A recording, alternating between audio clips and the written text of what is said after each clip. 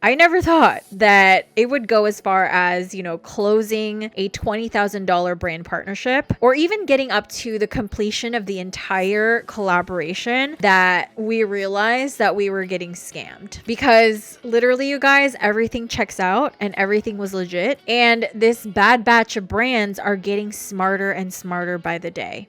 Hey guys, welcome back to another episode. So today, since y'all have requested this topic among other things, because I know this is probably the topic that I'm widely known for, and it is me just talking about some brand tea with you. And this is me just spilling the tea on some brand deals, some really ridiculous things that have come through my inbox, and how we really handle those situations, how we handle the objections, how we respond to these brands, because it is the wild, wild west out there. And there are some brands that are just trifling and would do everything in their power to take advantage of creators. And since this is highly requested, I wanted to start off talking about the 2 times that I've been scammed by brands. I never thought in my level of expertise, like being in this space since 2012 and being an influencer talent manager who is really very meticulous when it comes to vetting brands and really looking at whether or not the brand deal is legitimate. I never thought that it would go as far as, closing a $20,000 brand partnership or even getting up to the completion of the entire collaboration that we realized that we were getting scammed. Because literally, you guys, everything checks out and everything was legit. And this bad batch of brands are getting smarter and smarter by the day. So again, I have 2 stories to tell you guys, and this is going to be really juicy and exciting. And I'll even give you some pointers on what to look out for when you're vetting a brand and give you some signs or red flags to keep an eye out for when a brand is scamming you or taking advantage of you. So the first one is this mommy brand called Circle Baby Care. They reached out to one of my creators to collaborate. They asked for rates and her media kit, and they agreed to hire her for $1,500 for a TikTok video. So I reviewed the brand. Their website didn't look suspicious at all. I checked out their socials, and they have other influencers and creators promoting their products, which is one of the basic things I do, and I think every creator should be investigating prior to talking shop and talking business, right? So the brand was super active in the emails. They had a contract in place. They had a content brief with the guidelines on what to say. They even had shipping confirmation and tracking using Shopify. So literally the whole 9. They had all their ducks in a row. Everything was checking out, and I had no suspicions that this brand could be scamming my client. They even set up a discount code for followers, and we did a lot of back and forth on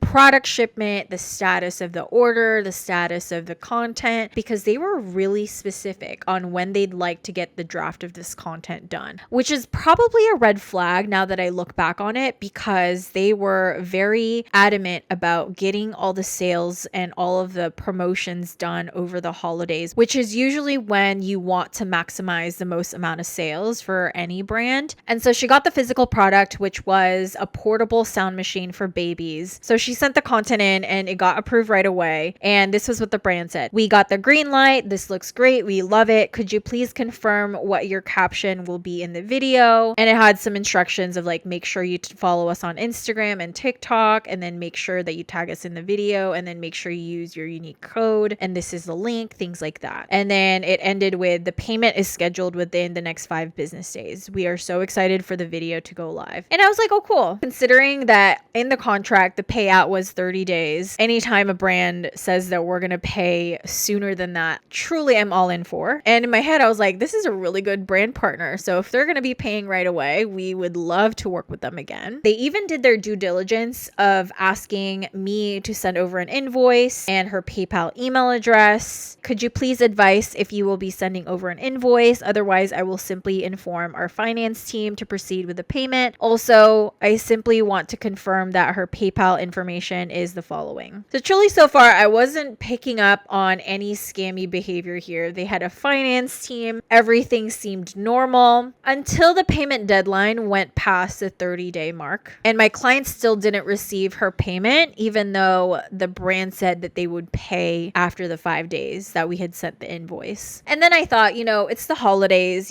things things can get delayed for plenty of reasons. This is kind of the norm. And the contract said 30 days anyway. And so we'll hold them to that timeline in the contract. So I follow up after the new year, and you guys, the email bounces back. So the domain name no longer exists. I get this like mailer daemon, and it said, address not found. Your message wasn't delivered to marketing@circlebabycare.com because the domain could not be found. I was like, at this point, did they block me? I even had my client send an email as well, and she received this same notification. And usually at this point, I do two things. I either look for another email contact, either via LinkedIn or just do any research. The second thing that I do is I ask my client to send a DM, which I did. And so I asked her to send a DM to the brand because could very well be an honest mistake. Like, they probably missed a payment and it didn't go through. And because of that, the server shut it down. The socials, you guys, no longer exist.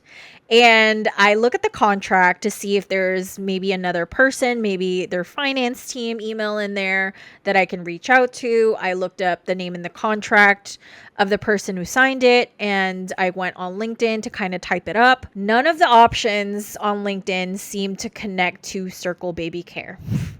And this is where we've now realized that Circle Baby Care does not exist. It was probably worth it for this brand to go through all of that trouble of like creating a contract, creating a website, creating a Shopify account, producing actual product just to scam creators and then disappear after they've made their sales. Because this creator actually has a track record for producing really good sales. And so do a lot of mommy bloggers. And after I talked about this on social media, a lot of people actually brought up the fact that this is being taught by a lot of drop shipping coaches to where like, hey, okay, so as far as marketing, what you can do is you can hire content creators and influencers and promise to give them this money, and then you'll eventually have the money in order to pay them. Instead of having that capital to pay the creator already for the content they're creating. And for the most part, with these drop shipping brands, you don't know what the results are going to be, especially if it's a startup or a very new drop shipping brand. And so now what I think happened is they hired the influencer and creator, and they only had samples, or like they didn't actually have the inventory. They only had the products in hand. Maybe they bought it from another seller on Amazon or something, and they only had those samples to give to the content creators to produce content on. They had just scammed not only the content creator and influencer, but also scammed anyone who has purchased the product. And it's so funny because ever since this incident, I have seen an enormous amount of ads from drop shipping brands or scammers to where they are taking advantage of influencers, content creators, UGC creators in producing these highly converting pieces of content to either promote to their audience or to run ads with. And it goes to a website that is not even regulated. Quote unquote companies don't even have that inventory to fulfill the order. Like I've seen that Piper Song company, that ADHD chair that has a lot of configurations. There's a company that created a dupe that was only $40 versus, the $500 that Piper Song sells. This scam company is running ads on it. They most likely targeted all the people that have been eyeing on that Piper Song chair. They're not even fulfilling it. Even I got scammed by a company that was supposedly selling these scalp massagers that have the red light therapy, and then that disperses that hair oil. I purchased that like maybe 3 months ago. I still haven't gotten the notification that it has been shipped. It was done through Shopify and had all the bells and whistles for checkout. It offered Afterpay, Affirm, Klarna, Apple Pay, and I still haven't gotten it. And I realized after like maybe a month and a half that I was being scammed. And obviously I'd already reported it to my credit card company and they've already reimbursed me, but dang, like this really happens. And they're not just scamming the content creator and influencer, they're scamming their followers. And this adds on to the discourse of not trusting influencers and creators. And this is because a lot of creators are falling for this kind of trap. And then it happened a second time. And I'm glad that this one didn't go as far as getting all the content produced and going through all of this trouble. And it was still very, very annoying because I put in a lot of legwork to negotiate this brand deal. And it was a $20K brand deal. And this scammer was pretending to be an actual legitimate brand. And they were pretending to be Smash Tests, which is a fashion brand. So the scammer reached out to this creator who's actually an alum of my brand deal accelerator program, and now she is a management client. So they wanted to collaborate on this large project. So she has received gifted product from this brand in the past. She's tried them on. She's a fan.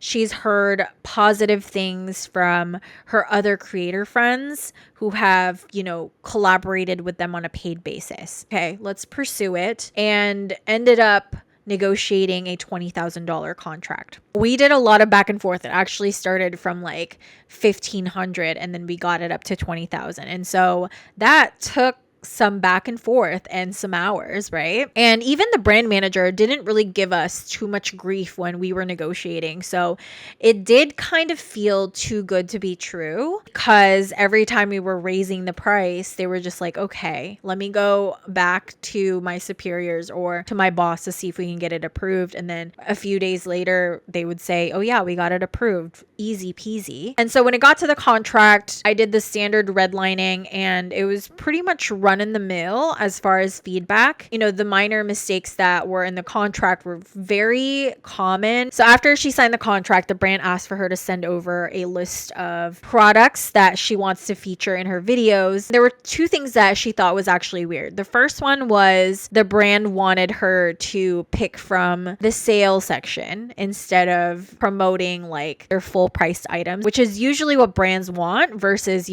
any kind of inventory product they're trying to get rid of. And then the second thing that we thought that was weird was that the brand had asked her to cover the shipping costs. And at first I knew this was already kind of a red flag. Since this was a $20,000 contract, I didn't think this would be a big issue. I did ask the brand if they can waive this, but they did note that, expense in the contract, which obviously I kind of overlooked, and that this was something that she had to do and that the brand was going to reimburse the cost upon payment. And like I said, I didn't really flag this because I've worked with brands who cover stipend and expenses at the end. So as long as there's a receipt and this was in the contract, then we're like, okay, let's just proceed. And then the plot thickens. And this is where things kind of went left. So the creator kept noting that the brand's responses to her emails were weird. It seemed very robotic. It seemed like, they were either using AI or ChatGPT, or there was like a language barrier. For example, she asked the brand for more information for the content guidelines, and the brand was kind of going around in circles to get to the answer. Because usually when you're collaborating with a content creator or a brand, they know immediately what you mean when you're asking for content guidelines, content brief, talking points, things like that. And we were laughing over this. She was even like, this is going to be a long, dreadful contract just by the way that they're communicating with me. But I mean, it's $20,000 and I'm willing to just kind of power through it. A week later, she gets an email from the brand asking her to pay for a $200 customs fee because Smash Test is based in Canada. They also sent another contract that actually contradicts the first contract that we redlined and signed. And that was when I was like, wait, hold on. Forward me all of these emails, because all of these emails after we had signed the contract was only being sent to my client, because for some reason they weren't replying all. It was only until she was like, wait a minute, like they've already asked me to pay for the shipping costs and then now they're asking me to pay for the customs fee. And so I was like, okay, forward me everything. I need to review everything. And that was because it went from tolerable and solvable to literally red flag galore. Because you guys, there is no way you should be at a $300 deficit just to partner with the brand. That is not cool, even if you're getting paid $20,000. So I saw the email exchange and immediately I knew this was a scam and we should have nipped this in the bud because one, the brand had asked her to send the shipping costs to a personal PayPal address to cover the shipping fees instead of going directly through the website, placing the order, which meant like this person is impersonating smash tests. And then the second red flag was that they asked her to send the payment via friends and family and reasoning that like, oh, we want you to not have to pay the fees from PayPal. And because the transfer is via friends and family, she won't be able to dispute this with PayPal and get her money back. And obviously this was a boo-boo on both of our ends because she wasn't really thinking about whether or not she was getting scammed because, you know, she was getting a $20,000 deal, but also I should have asked her to forward every single piece of communication with this brand, even though it was only regarding the products being sent. And so here's the number one rule of thumb when vetting a brand deal offer. If you have to start the partnership at a deficit where you have to use your own money up front, especially if they make you pay for shipping or customs fees and they don't offer to reimburse you, run. Or be very careful in accepting this. In most cases, this is scammy behavior. And in this case, since the quote unquote brand covered reimbursement in the contract, this can be easily overlooked. And then the number two thing that you have to pay attention to is vetting the way that the brand is asking for the said upfront payment. So in some cases, when a brand asks a creator to put money upfront, it's usually for, let's say, you know, transportation to an event or paying for a service where it can be expensed directly afterwards. When it's a scam, they usually ask you to pay via PayPal with a friends and family transfer or have a really sketchy website with a poorly made user interface. So that said, I know you're probably like, Naomi, help. Like, what do I need to do in order to vet an email and a brand? And what are some signs that I need to be looking out for to see if a brand is taking advantage of me or scamming me or, you know, there's just bad people out there? How am I able to evaluate? So here's how to vet an email and a brand. And this is usually what I do every single morning. So when a brand emails me, the very first thing that I look into is the email address. So it's usually an immediate red flag for me when the person that's reaching out is using a free email account. So like a Gmail or Outlook, Yahoo, MSN, things like that. Because usually if a brand has a product to sell and a website to sell it on, they should have an official email account. Now, granted, this is not completely foolproof because, you know, you can get scammed by a brand that has a domain name like circlebabycare.com. There's also small businesses who have their business on Etsy or Amazon, or they only run everything on Instagram. They have a Yelp business or a Google Maps business. You know, that can be an exception if they don't have an official website, right? But obviously use your intuition and look at it on a case by case basis. As far as like, you know, small businesses, maybe it's like a local mom and pop restaurant. For me, if they were sending an email via Gmail and there's no email signature, there's no website for me to look at, something that I'll do and something that I recommend creators is to DM them. Sometimes those would be the case where sending a DM would be much safer because at least with the DMs, you can prove that it's actually them. They have their location, they have all this content that they're constantly producing on. And so sometimes when I receive a Gmail email to where like, oh, you know, collaborate with this seafood boil place, what I'll do is send a DM directly to that handle or to that company or to that restaurant and tell them, hey, like I just got an email from you guys. I just wanted to confirm that, you know, this is you guys emailing me, which leads me to my next point. So when you're vetting an email, you always have to ask yourself, who is the person emailing you? So the second thing that I usually check is the name of the person. So this is usually, you know, located in the signature of the email, which sometimes doesn't exist as well, especially if it's a small business. So if I feel that the email is a little fishy, I will look up the person on LinkedIn and verify their employment history. The third thing that I look for is their level of professionalism. So if they're using proper grammar, they're using emojis and all that stuff. And obviously, I'm not going to be the grammar police. Sometimes I will make exceptions, especially if there's, language barrier and this is actually a brand that I want to work with, or actually a brand that my clients want to work with. But you also have to pay attention to how they're communicating.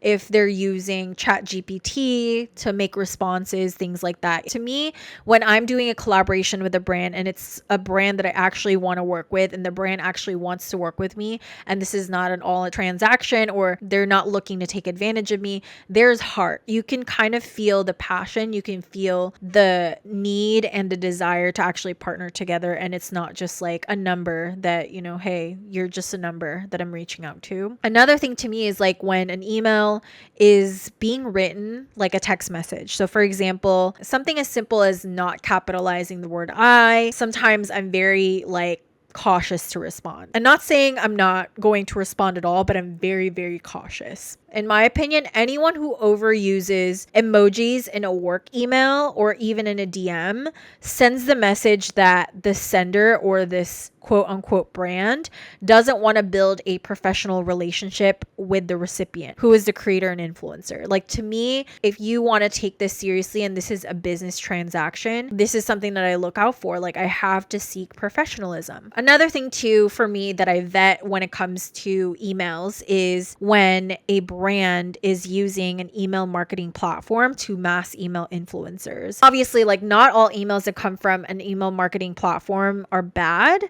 but they should be properly vetted, and it should raise a red flag to you if the brand is trying to make it seem like the offer was only exclusive to you. I've seen emails where brands would mass email a bunch of creators, and instead of doing it in a BCC or sending them individually for every single creator, they CC'd literally every person that they want to work with. And sometimes I'm just like, this is crazy, because you see exactly who they're trying to target. Sometimes I even see talent agencies in there that are being tagged. And it's so disappointing to me when I see creators replying all to these scammy emails and saying, hey, I'm interested. Sometimes I'll be putting them to the side and just be like, hey girl, just wanted to let you know, I don't think you should be replying to these emails because I think they're scamming you. Literally immediately when I see that, I'm just like, nope, I am not replying to this. And it's just sad that there are a lot of creators that still don't know any better. So, obviously mass emails will come from, agencies and influencer platforms, and they typically ask you to apply to a campaign or maybe answer a survey or opt into their PR mailing list. To me, those are completely fine, but collaboration offers, especially paid ones, should be an exclusive message to you, not to you and hundreds of other influencers with the exact same message, hoping, something will stick. To me, if it's not a personalized message of hey, we really thought about this, we've actually evaluated every single person, and we thought you were the one who stood out the most, we wanted to partner with you and make you this offer, versus okay, yeah, let's just send it to 1,000 creators and let's see who's going to accept this for $100 or $50 or 10% commission. So to me, the first red flag to check is very simple. Check to see if there is an unsubscribe statement or link at the very bottom of the email. So this indicates to me that you were added to an email list, and for the most part, that's not really a good sign. And to me, it just cheapens the value and the experience and the work of content creators and influencers, because, to them, it just eliminates having to vet if the creator is actually right for the job. It gives them a reason to be like, well, we didn't really evaluate if you can convert or not, and that's why we're only offering you $50. To me, the brand has no regard for who you are at all. They're just looking to see which influencers will take the bait, accept the offer, and who will just work with anyone without actually being mindful and selective of okay, I really want to work with this brand because insert reason. The other thing too is how they address you. If they address you by your Instagram name at the top where it says Naomi influencer coach and influencer talent manager, instead of addressing me as naohms or addressing me as Naomi, or even something like, hey babe, or hey beautiful, hey dear, I would love to partner with you. Like, that to me is so disingenuous. So one of the simplest ways to vet a brand is to check out their website. Not only to see if, their products and services align with your personal brand, but also to see the legitimacy of their products, their links on their website, how they take their payment, and also asking yourself, if you were the customer that wants to buy a specific product, would you actually buy it from this website? Some online business basics that you should pay attention to is like if their social media channels are properly linked on their website, if they have legal pages like terms and conditions, privacy policies, cookie policies. Always ask yourself, if you're a customer, would you buy from this website or from this brand? Would you have your mom buy from this website? Another thing too that you have to pay attention to is like, do they have reviews from real people? Not just people, creators that they've paid, UGC creators, things like that, but they're actual reviews from real people who have purchased the product. So whether that's like on their website, maybe that's on Google if they exist, Yelp if they exist, even Reddit. Like, you can go on Reddit to see if there's any reviews on this product if you've never heard them before. And then the last thing too that I check is their social media pages. Just as much as these brands are vetting your followers, your engagement, your feed quality,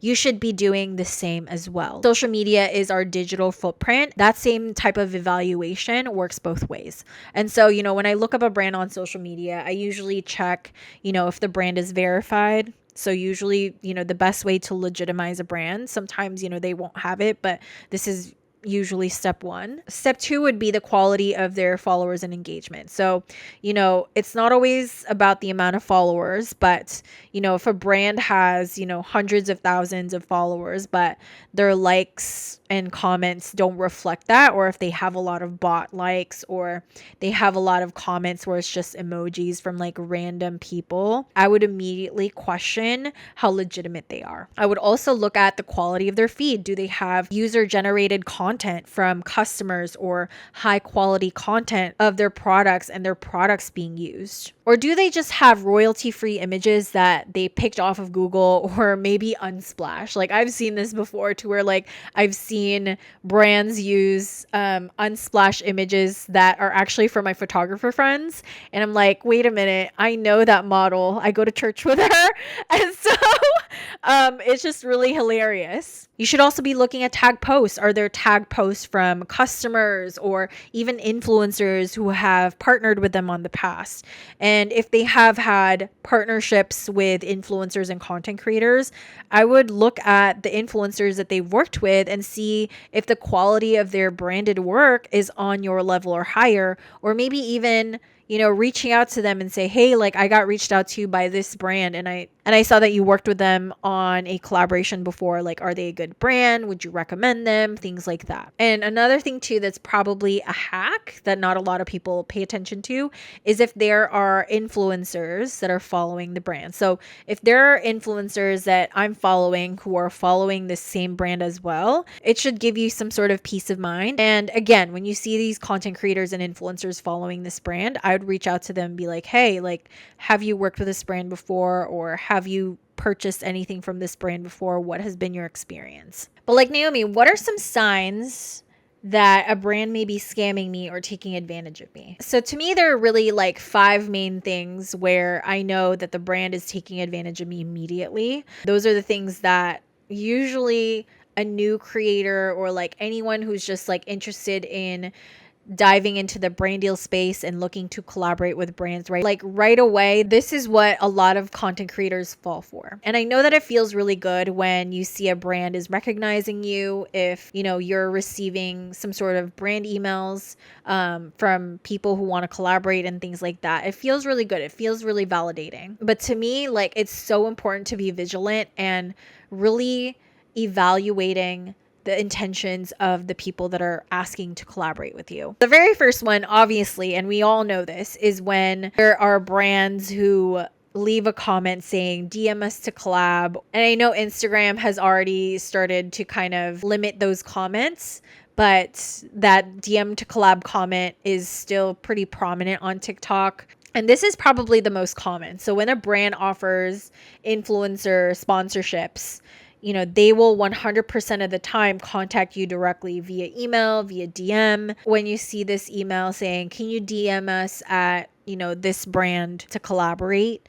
When you see that comment, notice that the comment is asking you to contact them instead of the other way around. Chances are these brands are using, bot accounts to automate these comments every time you trigger a keyword or comment or follow a specific account, use a specific hashtag or something like that. To me, there's nothing legitimate about any of these DM to collab comments, which leads me to my second point. So when the messages aren't from their main account. So let's say Apple wants to work with you and they leave you a comment or they send you a message from @apple.creators. They're saying, oh, like this is our creator account because like we get so many messages from our Apple account and that's why we create another account just for the messaging. That is total BS. I'm sure you guys already know this too, but like using bots to automate, likes, comments, DMs, story responses to drive engagement like violates Instagram's terms of use. And so in order for this quote unquote brand to remain in good standing, some of these brands will use multiple bot accounts to achieve their goal of finding influencers to promote their products. And to me, the only reason why brands are still doing this to where they have multiple accounts DMing on behalf of like their main account and saying like, oh, like this is just our account for creators and because we have a lot of people working on this, blah blah blah, like they're still doing that because it's still working. There are still influencers and creators who are falling for this kind of crap, and this is usually influencers and creators who are beginners or aspiring influencers and creators that agree to their first offer because they don't really know any better. And these brands are okay to continue scamming influencers. To me, like if a brand has to go through these lengths to market their product, I would question their business ethics immediately. Because to me, you guys, like this should never be a brand that you would want to endorse. And I know this is like an MO of these big fast fashion type of brands. And they started off this way and they grew it to a point where, now they're extremely popular, but they've built their entire business on the backs of content creators and influencers and paying them nothing. The next sign for me that a brand may be scamming or taking advantage is if there is no contract or written agreement. My biggest recommendation is to not move forward with sponsorships without guaranteeing the terms of your partnership in writing. Like the more official the document, getting a contract, the better. This is usually something that a brand or a PR agency will provide, and it is also your job to make sure that you read it in its entirety to make sure that you're protected. And if a brand doesn't provide a contract, usually if it's like, something that's gifted, or if it's an event invitation, or if it's a small business, if they don't have a contract, then, I would suggest hiring a lawyer or buying a contract from a lawyer to have one on hand just in case they are not able to provide one. Another sign to me that's such a big ick and it is such a big red flag is when brands are using ads. They're running ads to look for quote unquote ambassadors. And to me, like if a company is using their marketing budget on Facebook or Instagram ads to find influencers to sponsor, the chances are the brand is making a lot of money in sales from their quote unquote ambassadors. Because you guys, like ads are not cheap.